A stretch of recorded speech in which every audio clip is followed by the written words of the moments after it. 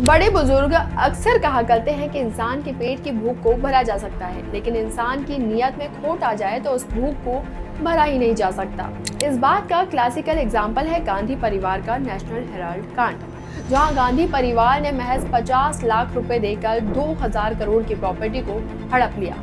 इस पेचीदा और उलझाने वाले केस को आसानी से समझते हैं। शुरुआत होती है साल 1937 से।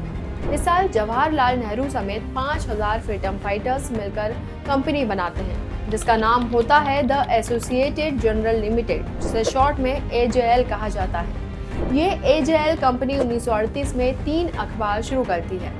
इंग्लिश में नेशनल हेराल्ड, हिंदी में नवजीवन और उर्दू में कौमी आवाज। आज़ादी के बाद नेहरू भारत के प्रधानमंत्री बनते हैं तो एसोसिएटेड जनरल लिमिटेड यानी AJL को देश में अलग अलग जगह जमीन और प्रॉपर्टी अलॉट कर दी जाती है।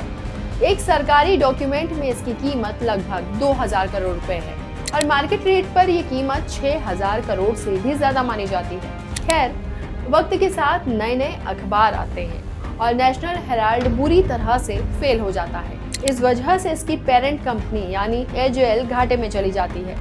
कांग्रेस इस अखबार को बचाने के लिए अलग अलग वक्त पर 90 करोड़ रुपए का लोन देती है। आखिरकार कर्ज में डूबी AJL यानी 2008 में नेशनल हेराल्ड अखबार बंद कर देती है और 2010 में ऐलान करती है कि वो कांग्रेस का कर्ज नहीं चुका सकती। अब होना तो ये था कि AJL यानी नेशनल हेराल्ड चलाने वाली कंपनी अपनी 2000 करोड़ की जायदाद में से थोड़ी सी प्रॉपर्टी बेच दे और कांग्रेस का कर्ज चुका दे, लेकिन हुआ इसके एकदम उलट। इसी साल यानी 2010 में एक नई कंपनी बनाई गई, जिसका नाम है यंग इंडिया। इस यंग इंडिया कंपनी के 76% शेयर सोनिया गांधी और राहुल गांधी के पास है। कांग्रेस ने कर्ज वसूलने की जिम्मेदारी सोनिया गांधी और राहुल गांधी के मालिकाना हक वाली कंपनी यंग इंडिया को दे दी। यहाँ यंग इंडिया कंपनी ने नेशनल हेराल्ड अखबार की 2000 करोड़ की प्रॉपर्टी पर कब्जा कर लिया। बदले में उसका 90 करोड़ रुपए का कर्ज माफ कर दिया और अलग से 50 लाख रुपए भी दे दिए।